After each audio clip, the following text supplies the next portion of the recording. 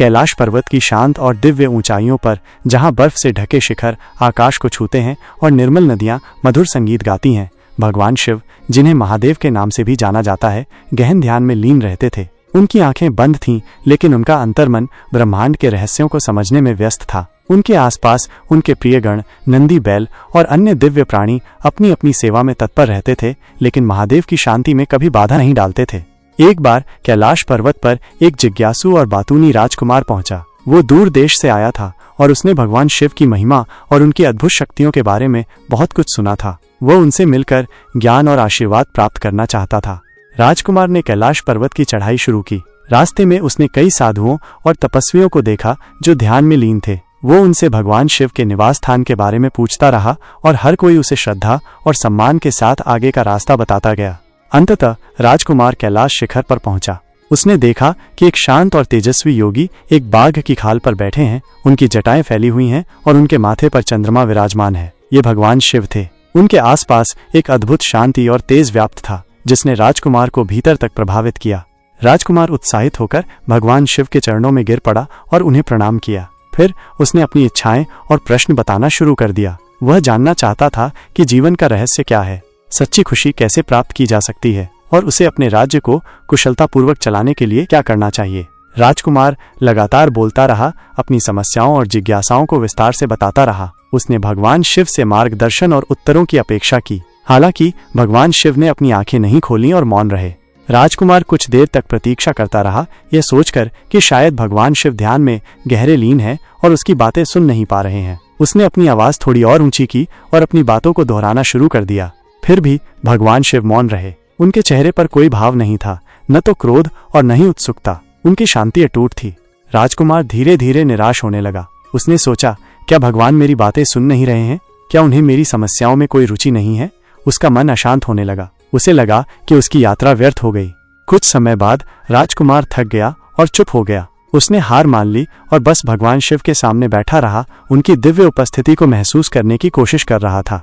अचानक राजकुमार को अपने भीतर एक अद्भुत परिवर्तन महसूस हुआ। जैसे जैसे वो शांत होता गया, उसके मन की बेचैनी कम होने लगी। उसे अपने आसपास की शांति का अनुभव होने लगा। कैलाश पर्वत की ठंडी हवा, दूर से आती हुई नदी की आवाज और भगवान शिव की उपस्थिति, सब कुछ उसे एक गहरी शांति से भर रहा था।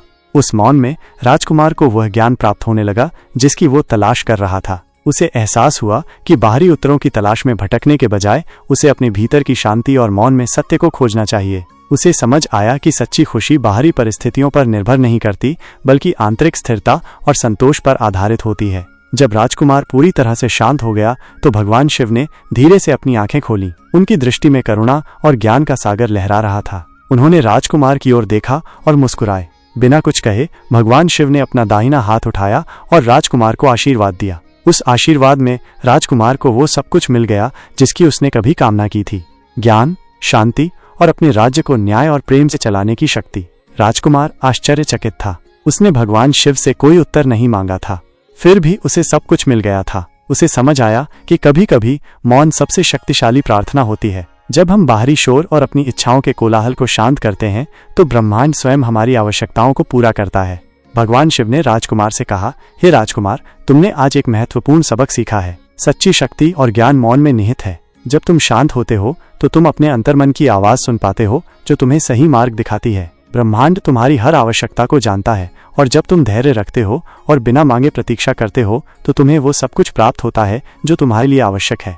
राजकुमार ने भगवान शिव के चरणों में फिर से प्रणाम किया। उसका हृदय कृतज्ञता से भरा हुआ था। वह समझ गया था कि उसे अब बाहरी दुनिया में उत्तर खोजने की आवश्यकता नहीं है। उसे अपने भीतर की शांति और मौन में ही सब कुछ मिल जाएगा। वो कैलाश पर्वत से वापस अपने राज्य की ओर लौटा। उसका दृष्टिकोण पूरी तरह से बदल चुका था। अब वो कम बोलता था और अधिक सुनता था। वह अपने निर्णयों में शांत और स्थिर रहता था। उसने अपने राज्य को प्रेम और न्याय से चलाया और उसकी प्रजा खुशहाल और समृद्ध हुई।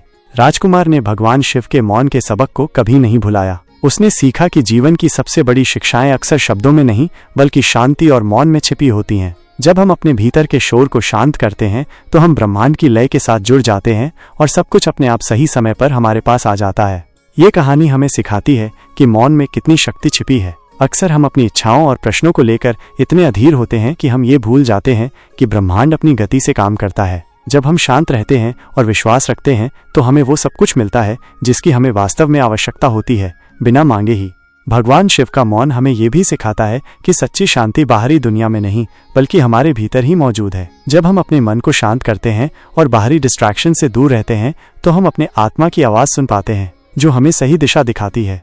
इसलिए हमें अपने जीवन में मौन को महत्व देना चाहिए। हमें प्रतिदिन कुछ समय निकालकर शांत रहने और अपने भीतर झांकने का अभ्यास करना चाहिए। इस मौन में हमें वो ज्ञान और शक्ति मिलेगी जिसकी हमें जीवन की चुनौतियों का सामना करने और सच्ची खुशी प्राप्त करने के लिए आवश्यकता है। भगवान महादेव का ये मौन संदेश आज भी उतना ही प्रासंगिक है जितना कि ये सदियों पहले था। ये हमें याद दिलाता है कि सच्ची समृद्धि और संतोष बाहरी वस्तुओं या शब्दों में नहीं बल्कि हमारे भीतर की शांति और मौन में निहित है। जब हम इस मौन को अपनाते हैं तो सब कुछ अपने आप हमें प्राप्त होता चला जाता है।